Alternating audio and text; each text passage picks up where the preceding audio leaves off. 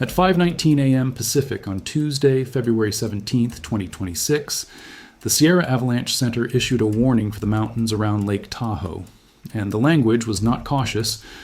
Large avalanches are expected Tuesday night, into at least early Wednesday. Natural avalanches likely, human-triggered avalanches very likely. 6 hours later, at approximately 11:30 a.m., a large avalanche hit the Castle Peak area near Truckee, California, engulfing a guided backcountry group of 15, 4 guides and 12 clients. 6 were rescued, some with injuries, 2 hospitalized. However, 9 are still missing. The blizzard that triggered the slide is still running, dropping 3 inches of snow per hour with ridge-top gusts above 50 miles per hour. And rescue teams are deployed, but the weather that buried those 9 people is now preventing anyone from reaching them. The avalanche danger remains high, and the slopes are still loading. Here's how this happened. Build the morning of February 17th, and you can watch each exit close in sequence. Before dawn, the avalanche warning drops. By mid-morning, conditions have deteriorated into full whiteout, and the National Weather Service office in Reno flags winds strong enough to damage trees and power lines with travel very difficult to impossible. Interstate 80, the main artery connecting the Bay Area to Reno and one of the busiest mountain highways in the country, shuts down entirely from Colfax to the Nevada state line. Highway 50 closes in sections. Ski resorts across the region pull their operations. The snow is falling at a rate that buries the world in real time. UC Berkeley's Central Sierra Snow Lab records roughly 28 inches in 24 hours, and at peak intensity, the rate hits 3 inches every hour with ridgetop gusts above 50 miles per hour. That wind is doing more than reducing visibility. It is actively loading snow onto leeward slopes, packing dense layers onto weaker snow underneath. Every hour the storm runs, the avalanche risk climbs higher. Now place the group. 15 people, 4 guides, 12 clients, are in the Castle Peak backcountry on a guided trip. Now, these are not lost hikers who wandered off a trail. This is an organized group with professional leadership, operating in terrain that the Sierra Avalanche Center told everyone 6 hours earlier would produce large avalanches. At approximately 11:30 a.m., the slope releases. Here's what happens after the slide. You're not evacuated because there's no road to take, no car to start, no direction to drive. The 6 survivors are on a mountainside in a blizzard with 9 members of their group unaccounted for, and the only option available to them is to stay exactly where they are. They build a makeshift shelter from tarpaulin sheets, plastic sheeting held together by whatever they can anchor it with, while 3 inches of fresh snow falls every hour and wind gusts above 50 miles per hour. Try to rip the whole thing away. They communicate their position via radio beacon and text messaging, sending short bursts of information out into a storm that is making communication as difficult as movement. All authorities receive the signals and issue a single instruction. Shelter in place, do not move, we are coming. However, coming takes time. Specialized ski rescue teams from Boreal Mountain Ski Resort and Tahoe Donner's Alder Creek Adventure Center mobilize immediately. These are people trained specifically for this terrain in exactly these conditions. A snowcat is deployed for transport where lighter vehicles cannot operate. And still, officials confirm it took several hours to safely reach and transport the 6 survivors. Several hours under a plastic sheet on a mountainside in a blizzard, with the slopes above still actively loading with new snow, meaning the threat of a second avalanche is real and growing with every passing minute. Think about that timeline. You survive an avalanche. Manage to stay above the debris or dig yourself free and account for 6 of your 15.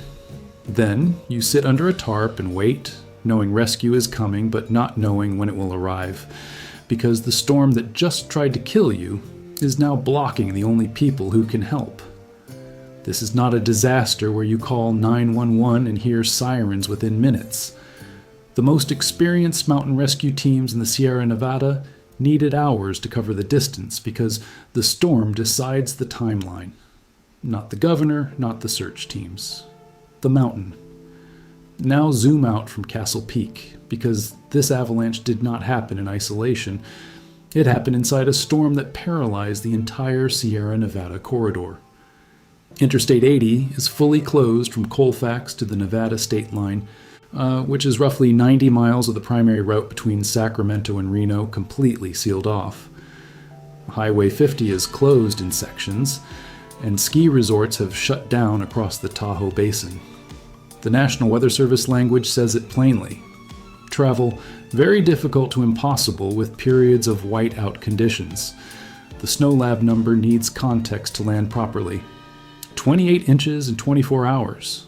That is over 2 feet of snow in a single day, falling at rates that will bury a parked car to its windows overnight. Meanwhile, the wind is redistributing that snow onto slopes, creating slabs, dense, heavy layers sitting on top of weaker snow underneath. That is the avalanche factory. Wind plus new snow plus weak layers produces slabs that release without warning. Castle Peak sits just north of the I-80 corridor, a few miles from Truckee and the north shore of Lake Tahoe. This is not remote wilderness by Sierra standards. It is popular backcountry terrain adjacent to one of the most visited mountain regions in the western United States. Thousands of people ski, hike, and snowshoe in this zone every winter. What happened to this group of 15 could have happened to any guided party on any slope in the warning zone that morning. The Nevada County Sheriff's Office is running the search and rescue operation, with their public information officer Ashley Quadros issuing public updates, initially describing 16 skiers, 4 guides, and 12 clients, with 6 known survivors awaiting rescue. Those numbers were later revised to 15 total, with 9 still missing. The count keeps shifting because the situation on the mountain is fluid and the weather will not allow a complete accounting of who is where. Governor Gavin Newsom had been briefed, and his office confirms state authorities are coordinating what they call an all-hands search and rescue operation. That phrase matters. All hands means every available resource is deployed, and it still may not be enough, because the limiting factor is not manpower or equipment or political will. It is the storm. The rescue infrastructure reads like the best the Sierra has to offer. Specialized ski patrol teams from Boreal Mountain and Tahoe Donner's Alder Creek Adventure Center. People who know this terrain by feel and who train for exactly these conditions. Snowcat vehicles deployed for heavy transport where snowmobiles cannot push through the accumulation. These are the most capable mountain rescue units in the region, operating in their own backyard, and they are still constrained by the same conditions that caused the disaster in the first place. Here is the tension nobody in the briefings will say plainly. Avalanche rescue protocol under high danger ratings requires clearing or assessing every slope before entering it, because sending a rescue team onto an unstable face does not save anyone. It adds bodies to the count. That assessment takes time, careful and methodical time, and every hour it takes is an hour the 9 missing people are under snow that is setting harder, getting heavier, and being buried deeper by a storm that is still delivering 3 inches every 60 minutes. 9 people have not been found. Authorities have not released their names, and the company that organized the guided trip has not been publicly identified. We do not know their ages, where they are from, or how many were experienced backcountry skiers versus people trying it for the first time. What we know is the number, 9. Here is what missing in an avalanche means for anyone who has never been in snow country. If you are caught in a slide and fully buried, your survival window is approximately 15 minutes before your odds drop below 50%. After 35 minutes, the survival rate falls to roughly 1 in 5. The snow around you does not stay loose. Instead, it sets within seconds of stopping, packing around your body like wet concrete. You cannot move your arms. And you may not be able to expand your chest to breathe. You likely do not know which direction is up. If you have an air pocket near your face, it is small and shrinking, because every breath you take melts the snow closest to your mouth, and the moisture refreezes into a shell of ice that slowly seals your breathing space shut. 15 minutes. That is less time than a coffee break. Now consider the timeline. The avalanche hit at approximately 11:30 a.m., and rescue teams needed several hours to reach even the 6 survivors who were above the debris and communicating their position. The 9 who remain missing were not reachable, which may mean deeper burial, or that the slide carried them further down the slope, or that the terrain they are in is simply too dangerous to access while the avalanche danger holds it high. We do not know, and nobody on the ground knows yet either, because the storm is not allowing a full search of the debris field. What we know is this. The avalanche warning issued at 5:19 that morning said large avalanches expected. At 11:30, a large avalanche arrived, and 9 people are somewhere on that mountain while the storm that buried them continues to drop 3 inches of snow per hour on top of whatever is already covering them. Somewhere, 9 families are waiting for a phone call that the mountain has not yet allowed anyone to make. The Sierra Avalanche Center warning issued that morning names the ingredients plainly. Rapid snowfall at 28 inches in 24 hours with 3 inches every hour at peak intensity, combined with gale force winds above 50 miles per hour, pushing that fresh snow onto slopes where it packs onto weaker layers underneath.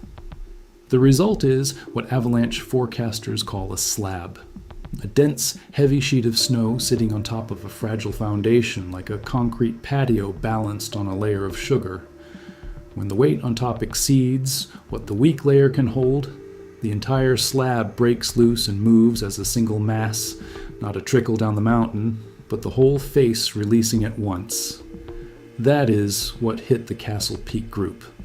A slab avalanche during a storm cycle that the warning system had flagged 6 hours earlier as producing conditions where large avalanches were expected, and human-triggered slides were very likely. However, here is the question that nobody has answered yet, and it is the question that will define everything that comes after this search is over.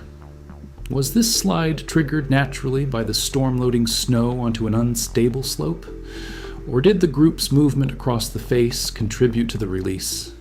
That distinction changes everything, and we will cover the mechanics in detail next.